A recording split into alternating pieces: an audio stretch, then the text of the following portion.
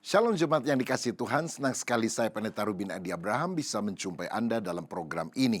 Hari ini saya akan menyampaikan khotbah pengajaran berjudul Pandangan Kristen tentang Alien.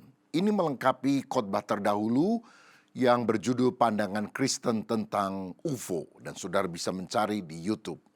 Saya akan bacakan Kolose pasal pertama ayat 16 dan 17 yang berbunyi demikian. Sebab oleh Dia segala sesuatu yang ada di sorga dan di bumi diciptakan, yang kelihatan dan yang tidak kelihatan, baik tahta, kekuasaan, pemerintah maupun penguasa. Segala sesuatu telah diciptakan melalui Dia dan untuk Dia. Ia sudah ada sebelum segala sesuatu, dan segala sesuatu ditopang bersama-sama dalam Dia. Amin. Hari-hari ini kita melihat di berbagai media sosial dan berita dunia sedang ramai diperbincangkan tentang UFO atau UAP atau alien. Amerika Serikat mulai membuka berbagai dokumen, foto, dan video yang diduga sebagai piring terbang, makhluk asing. Bahkan ada yang meramal bahwa agama akan runtuh jika alien datang ke bumi ini. Nah, sebagai seorang Kristen, apakah iman kita akan goyah jika ada fenomena aneh di langit seperti itu? Mari kita mendalami hal ini. Tetapi sebelum membahas firman atau pandangan Kristen tentang alien, marilah kita melihat dulu penjelasan umum tentang hal yang terkait alien ini. Alien adalah makhluk asing dari luar angkasa atau dari luar planet bumi. Nah, ada beberapa fenomena yang dikaitkan dengan alien yang dikatakan dia benar-benar ada. Yang pertama adalah penampakan objek terbang yang sering disebut sebagai UFO, Unidentified Flying Object, atau yang sekarang sering disebut sebagai UAP, UAP, Unidentified Anomalous Phenomena, yang katanya punya manuver terbang melampaui teknologi manusia. Walaupun setelah diselidiki ternyata itu bukan pesawat ruang angkasa, tapi hanya balon cuaca atau pesawat mata-mata, drone, satelit atau fenomena atmosfer yang biasa saja. Yang kedua, ada penemuan 2 jasad di Peru pada tahun 2017 yang menyerupai mumi kecil dengan kepala memanjang dan hanya memiliki 3 jari di masing-masing tangannya, yang diklaim oleh penemunya sebagai non-manusia dan pernah dipamerkan di Kongres di Mexico City. Ternyata setelah diteliti, mumi ini adalah mumi anak yang tampaknya dimutilasi atau mumi yang direkayasa dengan kombinasi potongan bagian tubuh binatang. Karena sampelnya tidak diizinkan diuji secara ilmiah oleh pihak lain, oleh si penemunya, dengan alasan takut mumi itu rusak. Jadi keabsahannya dipertanyakan. Yang ketiga adalah penemuan situs kuno dengan teknologi tinggi yang dianggap tidak mungkin dilakukan pembangunannya oleh manusia pada zaman dulu yang masih terkebelakang teknologinya, kecuali kalau diajari oleh alien. Misalnya piramida di Mesir, Stonehenge di Inggris, atau Machu Picchu di Peru. Nah, sebetulnya pandangan ini meremehkan akal budi manusia yang diciptakan menurut gambar dan rupa Allah. Orang pada zaman dulu semestinya juga bisa melakukan bangunan-bangunan besar itu. Walaupun cara mereka melakukannya masih diteliti atau diduga oleh manusia modern yang memang tentu belum hidup pada zaman tersebut. Lagi pula dalam apokrif kitab Henoh dikisahkan para malaikat yang jatuh itu mengajari ilmu rahasia ilegal kepada manusia seperti astrologi, metalurgi yaitu pembuatan senjata, sihir dan teknologi yang merusak moralitas manusia. Jika hal itu benar, maka pengetahuan supranatural di zaman kuno itu bukan datang dari alien, melainkan dari kuasa gelap, dari roh jahat yang ingin disembah oleh manusia. Yang keempat adalah pengakuan orang yang mengklaim dirinya pernah diculik oleh alien.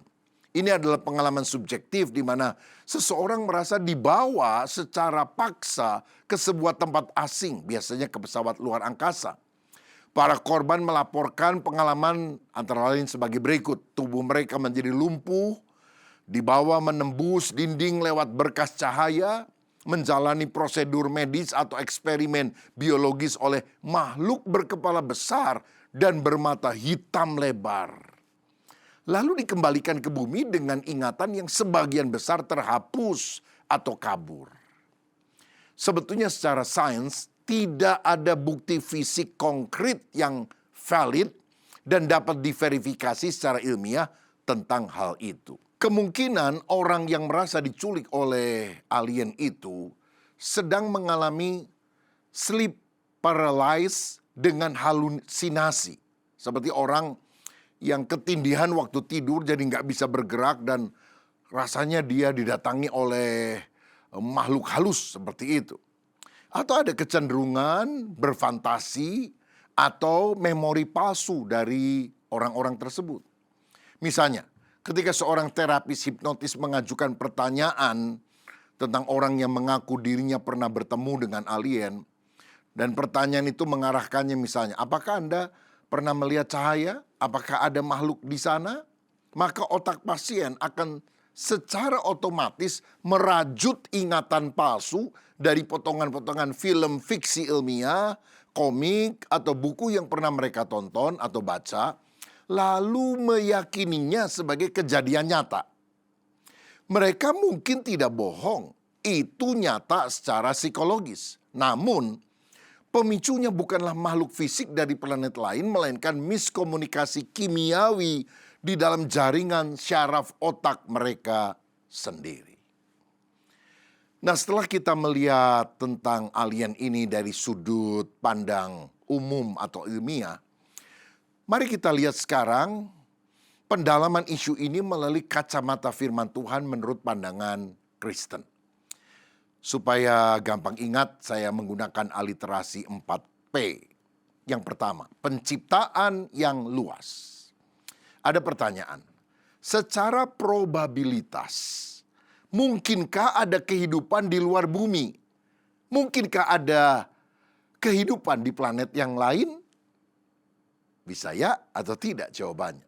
Tetapi secara jujur Alkitab diam atau silent dan tidak memberi keterangan mengenai adanya kehidupan biologis di planet lain. Silent artinya Alkitab tidak mengiyakan atau menolak hal itu. Karena berita Alkitab itu bersifat geosentris dan antroposentris. Artinya berpusat pada sejarah keselamatan umat manusia di bumi ini. Namun Alkitab juga menunjukkan bahwa Allah adalah pencipta yang maha kreatif. Dalam Kolose 1 ayat 16 dinyatakan karena di dalam Dialah telah diciptakan segala sesuatu yang ada di sorga dan yang ada di bumi, yang kelihatan dan yang tidak kelihatan. Segala sesuatu diciptakan oleh Dia dan untuk Dia. Jadi Allah telah menciptakan malaikat, manusia, hingga jutaan spesies hewan dan tumbuhan di bumi ini. Mengingat ada miliaran galaksi di alam semesta, para teolog berspekulasi bahwa Tuhan yang maha kreatif, maha akbar itu sangat mungkin menaruh kehidupan lain di luar sana. C.S. Lewis misalnya pernah berkata, jika kita adalah satu-satunya kehidupan di alam semesta ini, alangkah mubazirnya ruang sejauh itu. Maksudnya, kalau kehidupan hanya ada di bumi, buat apa Tuhan menciptakan bintang-bintang, planet, galaksi yang begitu banyak, begitu luas di alam semesta? Nah, ada seorang teolog Amerika namanya Dr. Ted Peters yang mencetuskan istilah astroteologi. Astroteologi adalah cabang teologi yang mengeksplorasi titik temu antara iman Kristen dan ilmu antariksa, seperti astronomi, astrobiologi, dan pencarian kehidupan di luar angkasa. Astroteologi mengajak umat Kristen untuk memiliki pandangan yang lebih luas tentang Tuhan. Tuhan di dalam Alkitab bukanlah dewa suku yang hanya berkuasa atas planet bumi. melainkan Dia pencipta seluruh kosmos, alam semesta yang maha luas ini. Nah, banyak orang Kristen keliru menganggap bahwa manusia atau bumi adalah pusat mutlak dari alam semesta secara fisik, konsep geosentris. Alkitab diam soal adanya kemungkinan ciptaan lain selain bumi. Tapi dengan jelas, pusat dari alam semesta bukanlah bumi atau manusia, melainkan Tuhan itu sendiri. Bukan antroposentris, sesuatu yang berpusat kepada manusia, tetapi theosentris, berpusat kepada Allah. Christ is the center. Kristus adalah pusat alam semesta ini. Karena Dialah pencipta segala-galanya dan Dia sudah ada sebelum ciptaan itu ada. Nah, jika seandainya ada kehidupan di planet lain, entah itu mikroba, bakteri, atau bentuk kehidupan lain yang belum kita ketahui. Seandainya itu ada, kita percaya mereka semua itu juga adalah ciptaan dari tangan Tuhan. Bukan kebetulan, bukan evolusi. Allah adalah sang creator, pencipta kosmos yang maha luas. Diameter alam semesta ini mencapai miliaran tahun cahaya. Semesta yang luas itu justru memuliakan kebesaran Tuhan. Mazmur 19 ayat yang pertama. Nah, manusia diberi mandat untuk memelihara alam semesta sebagai penjaga ciptaan. Ini juga berlaku hingga keluar angkasa tentunya. Nah, jadi kita harus siap dengan teologi yang cukup luas untuk merangkul seluruh alam semesta. Kita harus bergeser dari pandangan antroposentris yang hanya berpusat pada bumi dan manusia menuju kristologi kosmis, yaitu kesadaran bahwa Logos, Kristus, adalah pencipta dan penguasa atas seluruh dimensi semesta yang maha luas, bukan hanya untuk ruang lingkup planet bumi saja. Namun, perhatikan ini, dugaan bahwa mungkin ada kehidupan di luar bumi, entah itu mikroba, entah itu sejenis spesies tertentu, tidaklah membuktikan atau belum membuktikan adanya alien atau makhluk cerdas. Apalagi dikatakan, wah kulitnya hijau, kepalanya botak, ya telinganya lebar, seperti film fiksi ilmiah populer, Star Trek, Star Wars, dan sebagainya.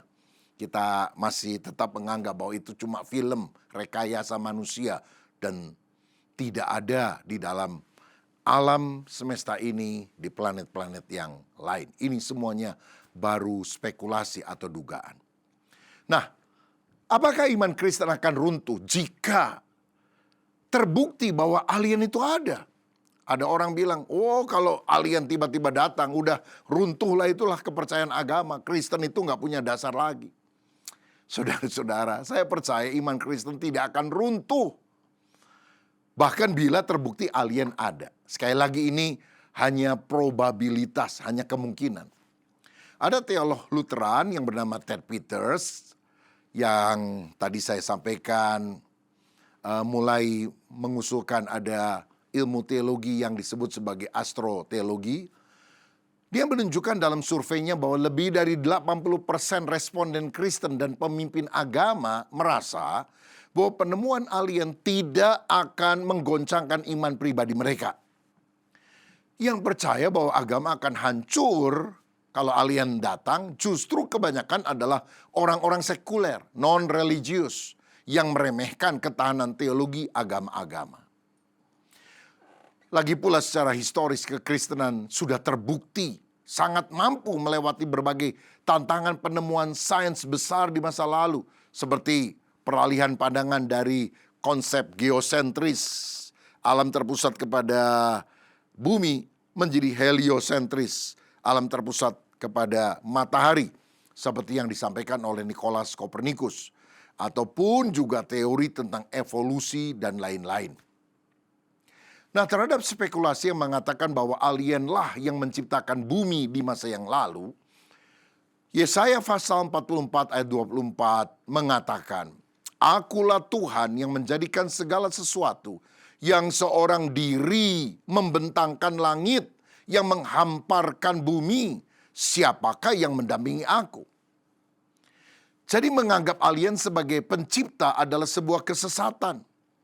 Jangan percaya pada teori alien semacam itu. Tetaplah berpegang pada ajaran Alkitab agar tidak tersesat oleh tipu daya manusia atau iblis. Alkitab menyatakan bahwa Allah lah yang seorang diri menciptakan alam semesta. Dan karena Kristus adalah Allah itu sendiri, dialah sang pencipta satu-satunya untuk seluruh kosmos atau alam semesta ini. Jadi yang pertama kita melihat penciptaan yang luas. Kebenaran kedua adalah penyamaran penguasa udara.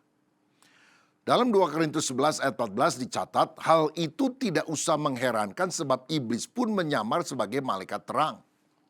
Alkitab mencatat bahwa alam semesta ini dihuni oleh makhluk cerdas selain manusia. Jadi ada makhluk cerdas di alam semesta yang lebih pintar dari manusia.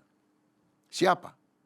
Para kerubim, serafim, the living creature, yaitu para makhluk hidup yang dicatat dalam Wahyu 4, serta bala tentara sorgawi, the heavenly host. Kita seringkali mengabaikan dimensi fisik dari makhluk-makhluk supranatural ini yang sebenarnya digambarkan sangat nyata di dalam Alkitab.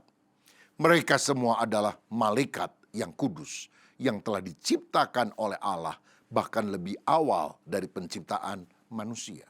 Mereka lebih cerdas dari manusia. Namun ada juga malaikat yang jatuh ke dalam dosa karena mereka memberontak kepada Allah, dipimpin oleh Lucifer yang kemudian diikuti oleh anak buahnya sepertiga bintang di langit. Efesus 2 ayat 2 dan Efesus 6 ayat 12 mencatat penguasa kerajaan angkasa, roh-roh jahat di udara. Itu adalah julukan juga untuk kuasa kegelapan ini. Fenomena penampakan UFO atau penculikan alien bukan makhluk dari galaksi lain, melainkan roh jahat yang sedang menyamar. Mereka bisa saja meniru teknologi super canggih untuk mengelabui manusia pada akhir zaman agar tidak lagi percaya pada Alkitab. Dalam sejarah ufologi, ada kasus terkenal di mana orang-orang yang mengklaim diculik oleh alien mendapatkan pesan dari makhluk tersebut. Anehnya, pesan-pesan dari alien itu selalu bernada sama.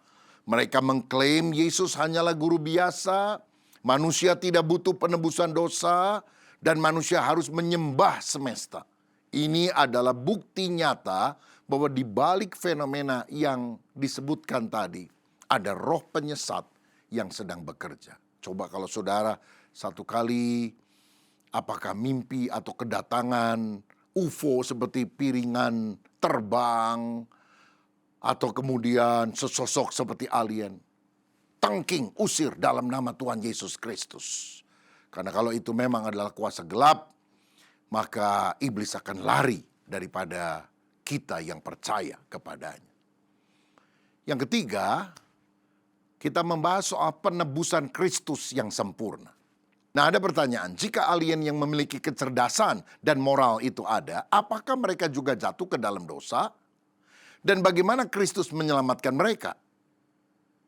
Ken Ham misalnya dari Answers in Genesis yang menciptakan Ark Encounter, yaitu replika Bahtera Nuh sebesar aslinya di Kentucky, dan juga kelompok teolog tradisional atau disebut kreasionis bumi muda yang Earth, yakin bahwa alien itu tidak ada sehingga tidak membutuhkan keselamatan. Rencana keselamatan Allah hanya berfokus pada bumi dan manusia saja. Itu pandangannya. Namun dalam teori probabilitas, seandainya alien itu benar-benar ada, bagaimana dengan keselamatan mereka? Nah, maka ada 3 pandangan yang berbeda. Yang pertama, ada yang menganggap alien tidak pernah jatuh dalam dosa. Mereka adalah unfallen beings, yaitu keberadaan yang tidak pernah berdosa. Mungkin saja makhluk di planet lain tidak pernah memberontak kepada Tuhan. Mereka hidup dalam kesucian seperti Adam dan Hawa sebelum jatuh ke dalam dosa. Jika demikian, mereka tidak membutuhkan penebusan atau penyaliban daripada Yesus Kristus. Mereka hidup dalam harmoni murni dengan pencipta mereka. Tetapi yang kedua, ada yang berpandangan bahwa alien itu diselamatkan melalui inkarnasi majemuk. Multiple incarnation. Sang firman, yaitu Logos, yang berinkarnasi di bumi sebagai Yesus Kristus, itu tidak terbatas. Dia bisa saja menjelma menjadi makhluk di planet tersebut di mana ada alien untuk menyelamatkan mereka sesuai dengan sifat biologis mereka. Argumennya begini, agar penebusan Kristus itu sah, maka sang penyelamat harus menjadi sama dengan yang diselamatkan. Jika menyelamatkan manusia, dia menjadi manusia. Tetapi jika menyelamatkan makhluk planet X, maka dia harus berinkarnasi menjadi makhluk planet X itu. Jadi ada inkarnasi Logos sebagai manusia, yaitu Yesus. Ada inkarnasi Logos dalam bentuk lain di planet yang lain. Saya lebih percaya pada pandangan yang ketiga ini. Seandainya alien itu ada. Yang ketiga, alien diselamatkan melalui inkarnasi tunggal. One for all, satu untuk semua. Pengorbanan Yesus di kayu salib di planet bumi berlaku secara kosmik untuk seluruh alam semesta. Kolose 1 ayat 20 mencatat, Kristus memperdamaikan segala sesuatu baik yang di bumi maupun di sorga. Teolog kuno abad ketiga Origen pernah menulis kalimat puitis ini. Altarnya ada di Yerusalem, tetapi darah korbannya membasuh seluruh alam semesta. Keselamatan mereka itu diikat melalui karya Kristus di bumi. Karena dalam Ibrani 9 ayat 26b dikatakan, ia telah menyatakan dirinya hanya satu kali saja pada zaman akhir untuk menghapuskan dosa oleh korbannya. Jadi tidak ada pengorbanan multiple di planet yang lain. Kekristenan percaya Yesus Kristus mati sekali untuk selama-lamanya di bumi ini untuk menebus ciptaannya. Jika seandainya ada makhluk moral lain di alam semesta, posisi pengorbanan Kristus tetap mutlak. Dia mati untuk menebus seluruh kosmis, seluruh alam semesta ini. Hal lain yang perlu juga kita pahami adalah dalam Roma 8 ayat 20-22 dicatat bahwa akibat dosa manusia, seluruh makhluk atau ciptaan sama-sama mengeluh dan sama-sama merasa sakit bersalin karena takluk kepada kesia-siaan. Jadi rusaknya ekosistem di planet-planet lain bisa jadi merupakan radiasi dampak kosmis dari kejatuhan manusia di bumi. Tumbuhan dan hewan tidak memiliki kesadaran moral atau spiritual, sehingga mereka tidak bisa berdosa. Jika sebelum manusia jatuh dalam dosa, sudah ada ekosistem tanaman atau organisme mikro di Mars atau planet lain yang kemudian punah karena asteroid atau perubahan iklim fisik, hal itu tidak akan mencederai keadilan Tuhan. Kalau kita membaca secara seksama Alkitab di dalam Wahyu 21 dan 22, pasal terakhir di Alkitab, dinubuatkan tentang restorasi total alam semesta menjadi langit baru dan bumi baru. Tuhan tidak hanya menyelamatkan jiwa manusia, tetapi juga merestorasi seluruh ciptaan fisik termasuk langit yang dalam bahasa Yunani Uranos, yang merujuk pada atmosfer sekaligus ruang angkasa tempat bintang dan planet berada. Berdasarkan janji pemulihan kosmis ini, di masa kekekalan nanti alam semesta kemungkinan besar tidak akan dibiarkan menjadi ruang hampa yang dingin, gelap, dan mati. Tuhan tidak akan memusnahkan miliaran galaksi yang diciptakannya sendiri. Dia menyucikan, memperbaharuinya. Bintang-bintang di langit akan ikut diperbarui untuk memancarkan kemuliaan Allah yang jauh lebih terang. Tuhan yang memulihkan segala sesuatu bisa saja menghidupkan kembali keindahan di berbagai planet dan bintang. Mengubah seluruh galaksi menjadi taman Eden kosmis yang diisi oleh flora dan mungkin juga fauna yang baru dan luar biasa. Langit baru akan menjadi tempat di mana manusia yang telah ditebus dan mengenakan tubuh kebangkitan atau tubuh kemuliaan yang dapat berpindah cepat, sehingga jarak tidak menjadi penghalang lagi pada waktu itu. Kita akan dapat menjelajahi kreativitas Allah yang tanpa batas di antara bintang-bintang, tanpa ada lagi kematian, kepunahan, atau kerusakan. Itu akan membuat kita makin kagum akan Allah yang menciptakan untuk menceritakan kemuliaannya. Seperti yang dicatat dalam Mazmur 19 ayat 1. Menjelajahi galaksi baru, melihat bintang-bintang yang diperbarui, dan mengamati hukum fisika sorgawi yang sempurna, bukan lagi hukum entropi atau kemerosotan, kerusakan materi seperti yang ada di bumi ini, akan memicu pujian dan penyembahan yang jauh lebih dahsyat kepada Allah sang arsitek agung itu.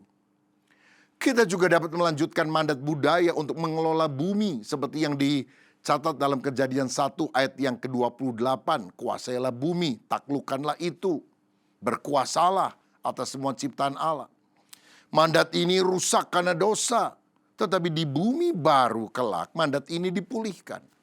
Kita tidak akan menganggur, kita akan memerintah bersama Kristus. Wahyu 22 ayat 5. Pemerintahan ini bisa jadi mencakup pengelolaan dan eksplorasi seluruh kosmos ciptaannya, seluruh alam semesta raya dengan berbagai bintang dan galaksinya.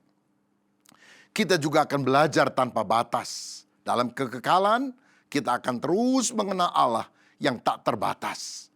Menjelajahi ciptaannya adalah cara kita mempelajari hikmat dan kreativitas Allah yang tidak akan pernah habis-habisnya diselami dalam waktu miliaran tahun sekalipun. Saudara, langit baru juga akan dipenuhi oleh makhluk-makhluk supranatural yang hidup berdampingan dengan manusia. Mereka adalah the heavenly host, bala tentara sorga, yang terdiri dari jutaan malaikat, kerubim, serafim, dan makhluk-makhluk mulia yang selama ini tinggal di dimensi roh yang akan berbaur secara fisik dengan manusia. Karena batasan antara sorga, dimensi roh, dan bumi, dimensi materi, telah dihapus. Wahyu 21 ayat 3 berkata, kemah Allah ada di tengah-tengah manusia. Randy Alcorn pernah berkata, apakah kita akan menjelajahi alam semesta di bumi yang baru? Mengapa tidak? Allah tidak menciptakan miliaran galaksi hanya untuk dibuang. Kita akan memiliki tubuh fisik yang mulia, waktu yang tak terbatas, dan kreativitas yang sempurna. Sangat masuk akal jika kita akan menjelajahi kosmos untuk mengagumi karya tangan Allah. Dr. Ted Peters dan Hugh Ross melihat bahwa pemulihan kosmos di Wahyu 21 berarti penghapusan hukum entropi, yaitu hukum kemunduran atau kerusakan materi. Alam semesta baru kelak akan menjadi laboratorium sains yang sempurna bagi manusia untuk dijelajahi tanpa takut bahaya radiasi kosmik atau kegagalan teknologi. Jadi, langit baru dan bumi baru yang dicatat dalam Wahyu 21 dan 22 bukanlah akhir dari sebuah cerita, melainkan awal dari petualangan yang sesungguhnya. Alam semesta baru kelak tidak akan menjadi ruang hampa yang mati, melainkan halaman bermain yang maha luas bagi anak-anak Allah untuk dijelajahi, dikelola, untuk dinikmati demi kemuliaan Sang Pencipta. Oh, betapa luar biasanya hikmat Allah, bahkan jauh melampaui pemikiran kita. Ada sesuatu yang lebih mulia yang Tuhan siapkan di balik kehidupan ini. Karena itu sungguh-sungguh kita percaya kepada Yesus, supaya kita masuk ke dalam sorga, langit baru dan bumi baru, dan tidak dihukum ke dalam neraka karena tidak percaya dan hidup di dalam dosa. Dan yang terakhir, kita harus mempertajam kemampuan menguji roh. 1 Yohanes 4 ayat 1a berkata, saudara-saudaraku yang kekasih, janganlah percaya kepada setiap roh, tetapi ujilah roh-roh itu apakah mereka berasal dari Allah. Menghadapi akhir zaman yang dipenuhi rupa-rupa angin pengajaran dan fenomena aneh, gereja Tuhan tidak boleh menjadi penakut atau paranoid, tetapi harus waspada. Kita membutuhkan discernment, karunia untuk membedakan roh. Jangan mudah kagum pada hal-hal supernatural atau teknologi aneh yang menjauhkan kita dari salib Kristus. Jika ada mujizat untuk menampakkan di langit yang tidak memuliakan Yesus sebagai Tuhan, tolak itu dalam nama Yesus. Semua isu lama ataupun kontemporer harus dilihat dari kebenaran firman Allah yang kekal. Contoh, ada orang berpendapat bahwa Yesus adalah alien yang berasal dari peradaban maju. Mereka menafsirkan pernyataan Yesus di dalam Alkitab dengan menggunakan kacamata fiksi ilmiah. Misalnya, kelahiran dari perawan dianggap sebagai eksperimen inseminasi buatan atau rekayasa genetik oleh teknologi alien. Padahal Alkitab menunjukkan Yesus adalah manusia sejati, bukan manusia hybrid atau cloning. Silsilah Yesus juga dicatat jelas dalam Matius dan Lukas, merunut garis keturunan fisik manusia dari Daud dan Abraham. Ia mengalami lapar, haus, lelah, dan berdarah. Ia menjadi manusia sejati untuk menebus manusia.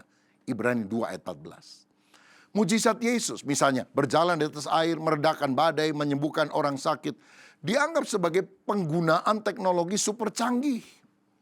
Padahal Alkitab menunjukkan bahwa Yesus melakukan mujizat dengan kuasa Allah, kuasa Roh Kudus, Kisah 10 ayat 38. Kemudian peristiwa transfigurasi, wajah Yesus bercahaya di atas gunung kemuliaan dan juga kenaikannya ke langit ditafsirkan secara liar sebagai proses penjemputan oleh pesawat UFO. Padahal Alkitab menunjukkan bahwa penampakan kemuliaan Yesus adalah bukti Yesus adalah pribadi ilahi yang menyatakan kemuliaannya di depan para muridnya. Lagi pula kematian, kebangkitan, dan kenaikannya ke sorga membuktikan dia adalah Tuhan. Nah, perkataan Yesus dalam Yohanes 8 ayat 23, kamu berasal dari bawah, aku berasal dari atas. Kamu dari dunia ini, aku bukan dari dunia ini. Ini oleh sekte sesat ini dianggap pengakuan Yesus bahwa dirinya adalah alien yang datang dari luar angkasa dengan pesawat UFO. Oh, ngawur benar ini. Padahal Alkitab menyatakan dia terpisah dari sistem dunia yang berdosa dan terpisah daripada Allah. Dalam pandangan Kristen, UFO atau uap dan alien adalah manifestasi modern dari perang rohani yang sudah terjadi sejak zaman dulu. Mengurangi figur Yesus menjadi sekedar alien cerdas adalah upaya terselubung untuk menghilangkan statusnya sebagai Tuhan, Mesias, dan satu-satunya juru selamat dunia. Lagi pula mempercayai teori konspirasi dan makhluk di bintang-bintang adalah membuang-buang waktu dan beresiko melahirkan kesesatan. Iman Kristen tidak akan runtuh oleh isu alien. Karena jangkar iman kita tertanam pada Kristus yang telah mengalahkan maut. Bukan pada teori konspirasi antariksa. Iman Kristen tidak rapuh. Pengorbanan Yesus di bumi terlalu besar untuk diruntuhkan oleh fenomena di langit. Jadi pertajam kemampuan kita membedakan roh dengan kebenaran firman. Jangan bingung jika melihat berita viral tentang UFO atau alien di media sosial. Belajarlah doktrin Alkitab yang sehat sehingga tidak mudah diombang-ambingkan oleh tren dunia atau konspirasi modern. Sebaliknya, kita mampu menyanggah gerakan budaya populer sekuler yang mencoba menggantikan narasi sejarah Alkitab dengan teori UFO, alien, dan lain-lain. Ingat juga bahwa tugas kita bukanlah mencari alien di langit, melainkan memberitakan Injil dan menjadi berkat bagi sesama manusia di bumi selagi hari masih siang. Jadi saya pribadi percaya bahwa manusia adalah ciptaan Allah yang tertinggi dan sebetulnya tidak ada bukti sampai hari ini adanya makhluk lain di luar angkasa. Namun seandainya itu ada, misalnya mikroba atau yang lain, semua adalah ciptaan Allah. Dan ingat pada akhir zaman ini, setan bisa menyamar menjadi malaikat terang dan memasukkan sebuah fenomena seakan-akan itu ada alien, padahal itu adalah tipu daya dari si iblis. Mari kita percaya kepada Tuhan, kepada firman, dan hidup di dalam kebenaran. Saya percaya Alkitab merupakan jawaban yang teguh untuk setiap isu yang terjadi di akhir zaman ini. Kalau saudara tetap mau percaya kepada Kristus dan kepada firman-Nya, sekali Yesus, selama-lamanya Yesus, mari kita berdoa. Bapa, terima kasih. Ada banyak isu-isu pada akhir zaman karena roh penyesatan banyak terjadi. Tetapi biarlah kami berpegang pada firman Tuhan bahwa Engkau adalah satu-satunya Allah pencipta alam semesta. Dan Kristus adalah satu-satunya juru selamat. Dan kalau kami percaya kepada Yesus, kami akan bersama di dalam kekekalan, di langit baru dan bumi baru.